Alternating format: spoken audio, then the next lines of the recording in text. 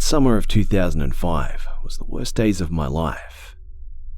I was a 10-year-old boy that lived in Louisiana, in the St. Bernard Parish. This is all part of the New Orleans metropolitan area. I lived in a beautiful, blue double shotgun house with my mother, father, and younger sister, Angel. Around August 26, there was news of a big storm coming, and I remember my mother talking on the phone with a friend and making plans to get out of town. But that plan never followed through. That day my father had made his mind up to stay, just because he had rode out many hurricanes in the past, and this storm wasn't very different. But that storm was named Katrina. We had bought sandbags and planks and spent the whole day boarding up the house. School was closed for that week, so I was excited for the storm. Plus, I loved the rain, so I was expecting nothing more than just some rain and cartoons. The hurricane was talked down so much, everyone thought it was going to be nothing at all. The best case scenario was all the talk, and I think this talk led some to stay behind and die. I don't remember that much of the daytime of August 29th, but I remember the sound of the wind.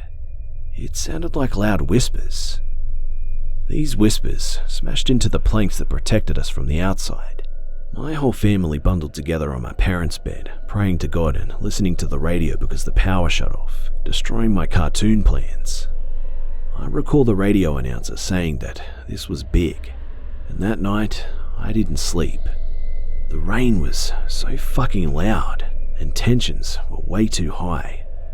My mother and Angel were crying in the room, and my father sat in the kitchen, looking into space with his hands rested on his head. I decided to go to my room, and I looked through the wooden boards that were protecting us from the wind. It was dark, and I could see the water surge. My street looked like a river, and I looked out for a minute or two and saw a wheelchair being thrown through the water like a rag doll, and I wondered whose chair that was and where they were. I started to cry because I was watching the environment I grew up around in a state of disrepair. I wasn't as religious as my parents, but I haven't prayed that hard in my life to the crucified Jesus that was nailed above my bed ever again. It was around 11 p.m. when I heard whistles. Whistles that were different from the wind. The whistles of a song. And it continued for a few minutes. I was too scared to look out of the planks. I didn't really pay much attention to this, but later I would learn what the source was. 2 days passed and we waited on the rooftops with our neighbour, Miss Doopy, where we learned her elderly mother had died after her oxygen machine failed, and her body was still in their house. On those roofs is where I actually thought I would die. It was around 100 degrees, and we had little to no water. Sometime during the day, my father took a piss off the side of the roof, when he fell back with shock when he saw the scene on the side of the house. On the side of the house was a dead, presumably old and homeless, skinny black man that had a cap that was flopped over his head. His body was mangled with the fence while face down in the dark murky water. We were told to avoid looking at the body. From this point on, I remember very little. We got picked up and taken to the convention center and got located to Texas many days later. The man that was mangled in the fence was the one that I heard whistling, since he was located parallel from my bedroom window. I'm not sure why he was whistling. Maybe he knew he was going to die, and he sung one last song as he hung onto the fence until the elements got to him and he drowned. Or was he whistling for help? A help I could have done something about, since I was the only one who heard him. It's been nearly 12 years since that day, and I still think about the Hurricane Man. My family moved from Louisiana to Maryland with family, and haven't been back to the States since. I just hope that the family of the man found him, and I sure hope that he was loved.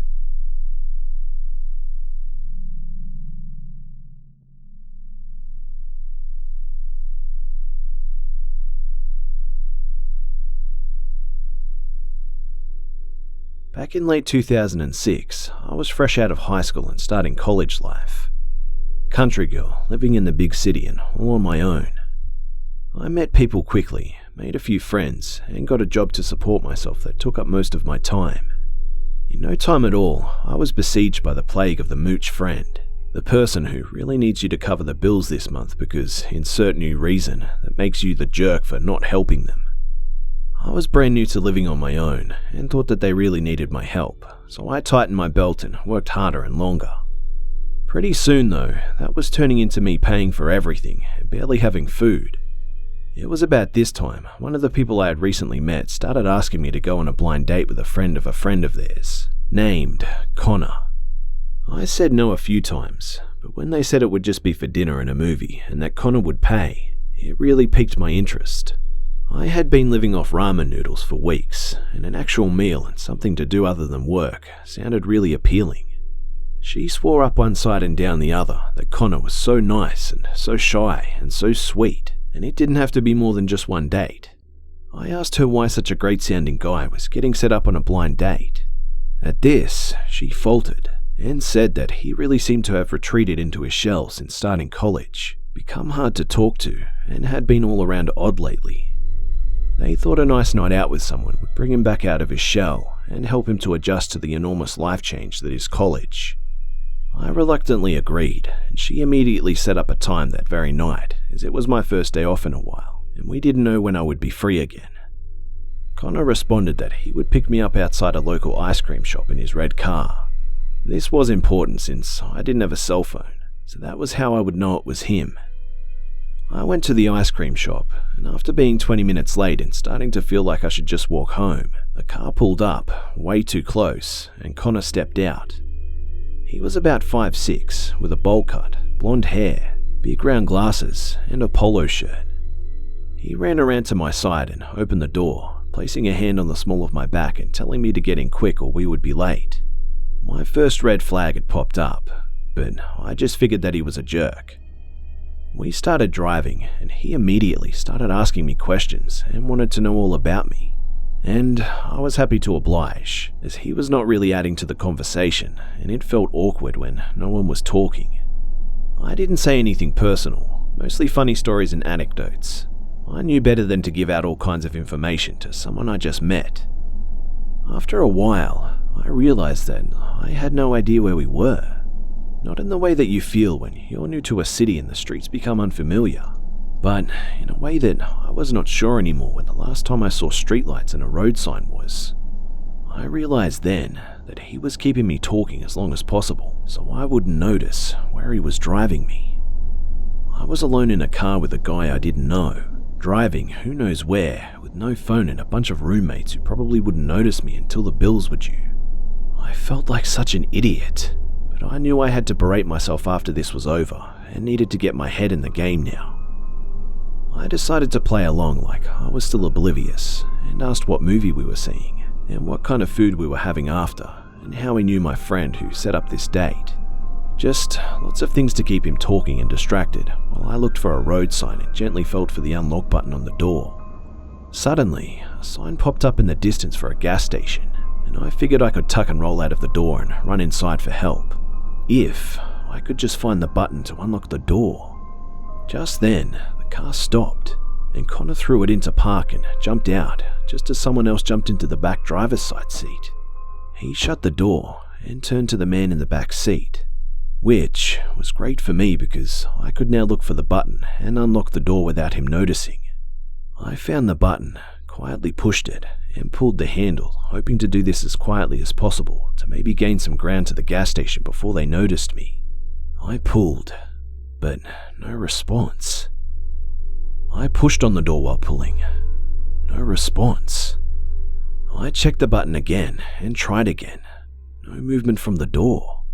It was at this point that I realized that I wasn't getting out of this car unless it was from the driver's side. All the while this is going on, Connor is having a loud conversation with the guy who jumped into the back, who is apparently his drug dealer. Yeah, suddenly all that stuff about him acting weird since college made a very loud click. And from what I gathered, as I was trying to open the door, Connor had developed quite the habit. Apparently, he owed his dealer money for cocaine. and was using me as leverage to hold onto while he went and got the money. What the fuck? Luckily, this was full of, "Dude, I swear I'm good for it," and "I'll be back in a few minutes," repeated several times and were loud enough to mask my fumbling with the door.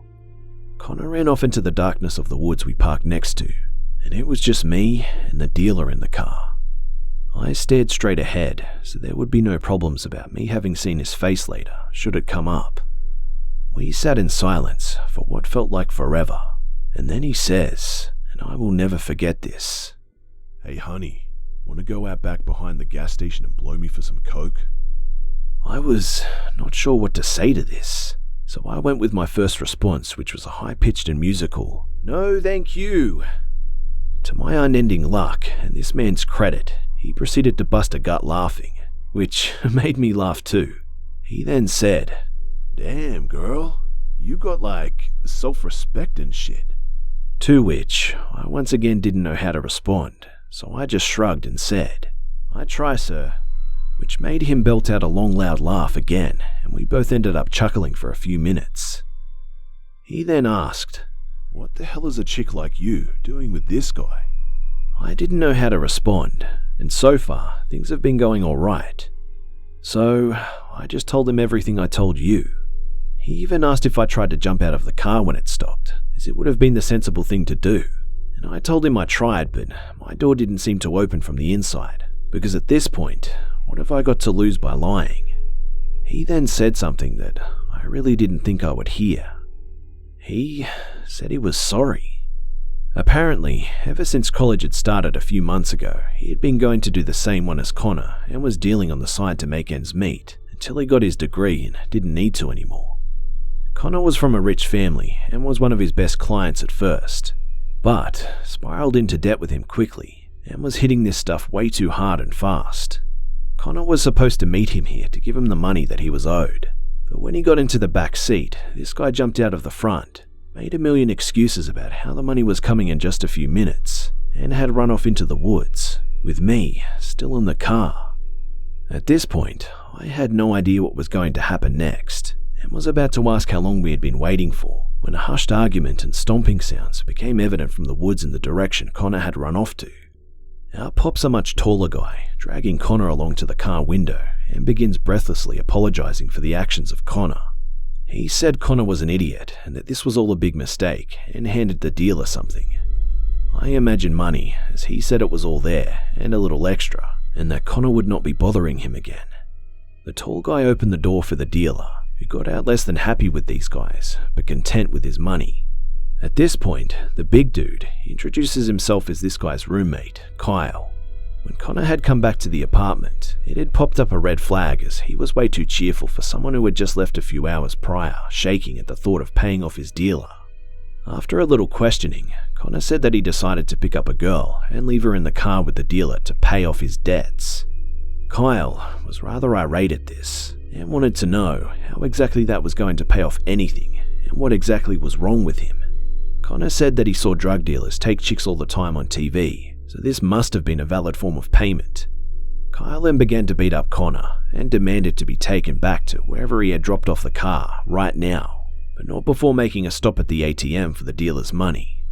Connor protested, but Kyle smacked him around a bit until he saw the light, and, after making a quick ATM stop, marched him through the woods back to the car to pay the dealer and get me home. He told me this while repeatedly hitting Connor in the back of the head as he drove me back to the city, exclaiming things like, "What the hell made you think that kidnapping some girl was a good idea? And, did you think that you would just magically never see your dealer again? You have a class with him on Monday, dude." He then made Connor apologize as well, and we sat in silence for a while. I sat there and wondered how I ever, in a million years, got lucky enough to get kidnapped by a complete idiot, who had the nicest drug dealer on the planet and a roommate that doubled as an aggressive Jiminy Cricket. They dropped me off as soon as we hit downtown, as I didn't want them to know where I lived. I thanked Kyle profusely as I got out, and he said it would be all good if I promised to never go to the cops about it, since they had futures and whatnot. I said no problem. They drove off, and I walked home to eat my ramen, and never, ever, under any circumstances, let myself end up like that again.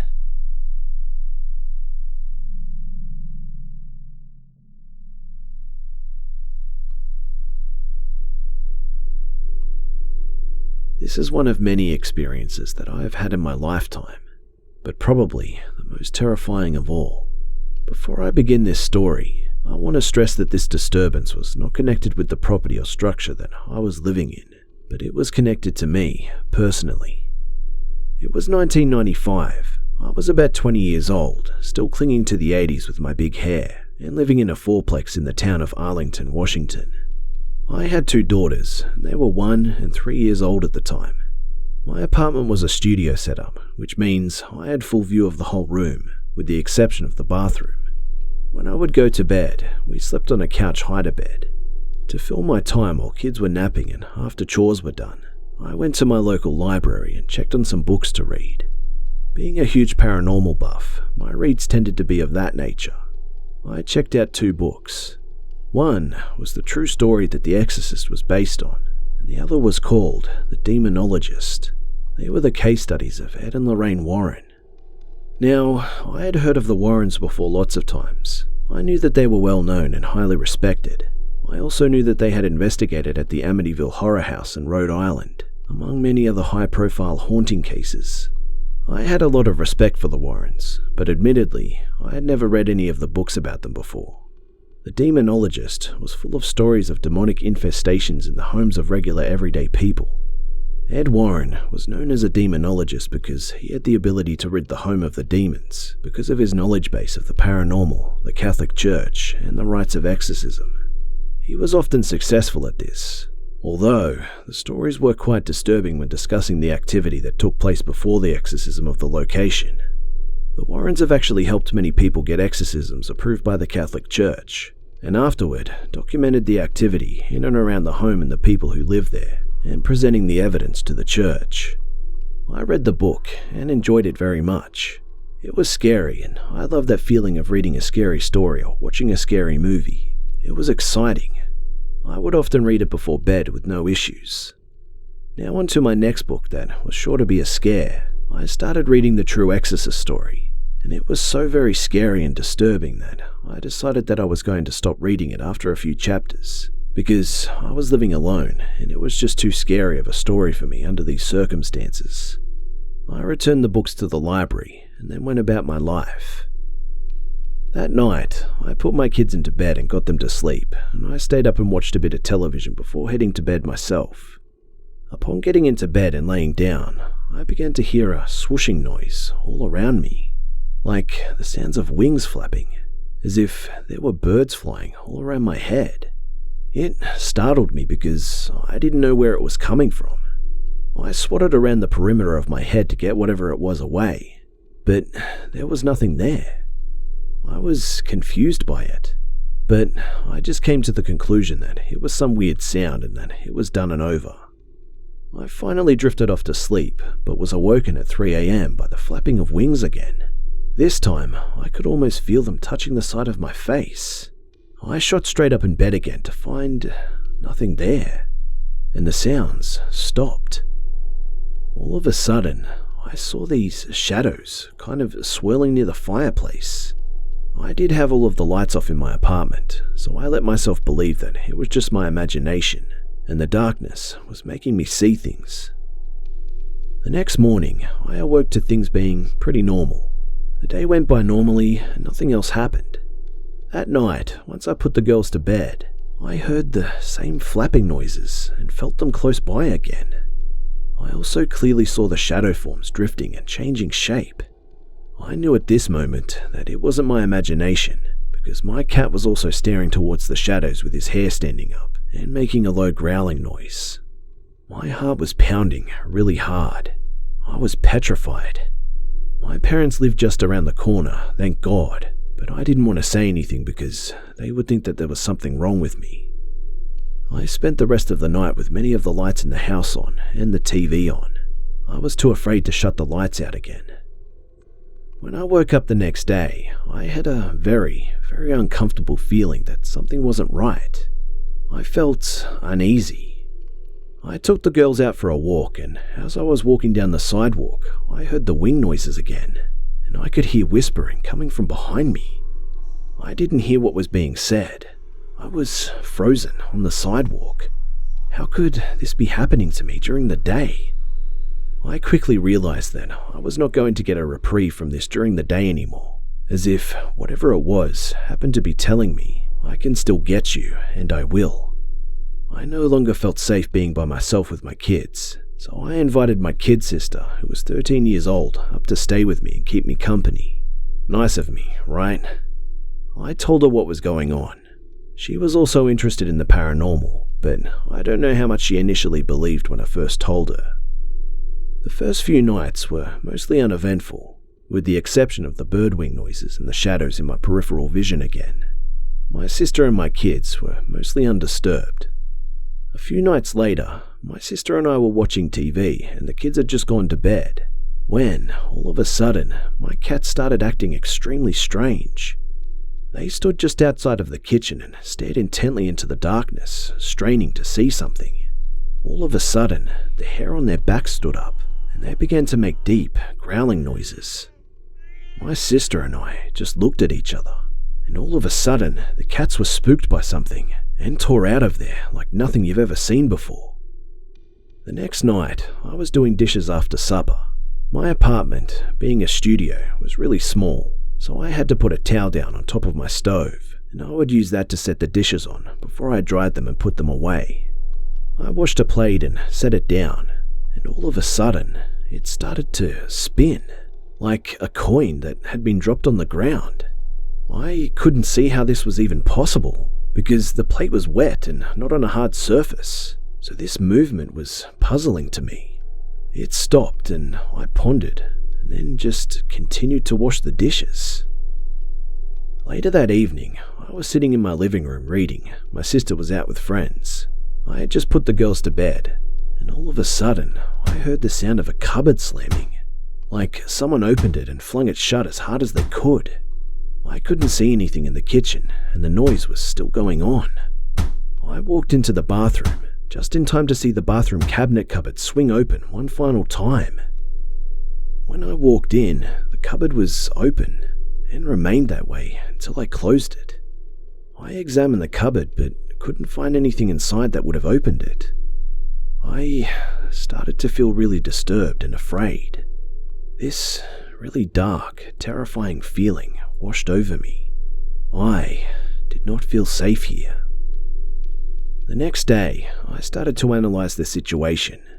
One of the things the Warrens had warned about so heavily was the use of a Ouija board. They warned of the dangers of opening Pandora's box and letting something evil in. Many demonic cases had been tracked back to a Ouija board used by someone in the home. I had used one when I was a teen on several occasions, including by myself like a dumbass, but I didn't know any better. I had a couple of scary things happen, but nothing bad enough to make me not do it again. I grew out of that phase, but I remember that I still had the Ouija board that I had made out of an old 1960s Monopoly board. I put the letters, numbers, and yes and no on the back. Decorating the front of the board, in the center, was my own personal abstract art. For a planchette, I would use like a jar lid, or whatever other creative solution I could come up with. This board was in the back room at my apartment. I decided that I needed to get rid of it. So I went into the back room and got it. I used to think it was cool. The fact that I was on an old game board, my dad's when he was a kid, I thought was quite original. I loved the drawing I did on the front. It was a run with lots of designs and colors. I just didn't love it enough to hold on to it anymore in light of the recent developments. I felt uneasy even holding it after some of the things that had been happening. I took it outside and threw it in the dumpster. I remember walking back in and thinking, please, don't let this thing be sitting in front of my door tomorrow. I had seen way too many movies, but this was really scaring the hell out of me. Was this hysteria from reading too much into the book? What about the cats in the cupboard? I really tried to rationalize it all, but I just couldn't. I didn't want to be alone. I was terrified. What if I was losing it? Either way, what was happening was not cool. Not cool at all. I don't recall how many days after the disposal of the Ouija board had gone by, but it wasn't more than a few days. The uneasiness was strong. I was anxious. I was trying to be mum and be normal, but I was scared because something was happening, and I didn't know what it was. Everything finally came to a head one night as my sister and the girls slept. I laid awake with the TV on, watching infomercials, just praying that I could fall asleep and the uneasy feeling would go away. And all of a sudden, I heard the wing noises very loudly and my heart began to race. Then, there was the loudest noise I've ever heard in my life. It sounded like someone dropped 500 iron pots onto the concrete all at the same time, and it came from my garage. I could not fight my terror any longer. I called my parents, who lived around the corner, hysterical and not able to explain what happened. My mother came rushing up. I had to go through the garage and let her in, and I was so terrified to go out there where that sound had come from. When I opened the door to the garage and turned the light on, everything in my garage was on the floor. Everything that had been on the shelves or in toolboxes was on the ground. I had to wade through all the stuff to let my mum in. Once inside, she tried to rationalize what could have caused it, but none of it explained what happened. My children never woke up, but my sister woke up to me screaming. Once I was calm, my mum went home, I'm sure very concerned for my mental health. I was exhausted and finally fell asleep. My sister took care of my kids while I slept for a while because I was so tired. The activity significantly diminished after that incident, and eventually it went away altogether. I moved to a house a few blocks away and was finally able to feel normal again. However, I have a strong awareness that some things you get involved with come back in life to haunt you, just to remind you that you opened that door at one time. I have experienced that same fear and anxiety on a couple of occasions. It was the feeling that whatever it was back. Deep feelings of dread. Then it would lift after a couple of days. Now, it's been many years since experiencing this. I obviously don't use Ouija boards anymore, and any efforts put into EVP sessions are done very carefully. I believe that I was being sent a clear message. The message is that I opened this door at one time and it's still open, and I need to be very careful. I think reading The Demonologist made me acutely aware that I had done something that I shouldn't have. I've learned to have a lot more respect for the spirit world and the occult since then. There are things that are very disturbing about that world. Things that apparently can always find you, no matter where you go. Please, don't open the door.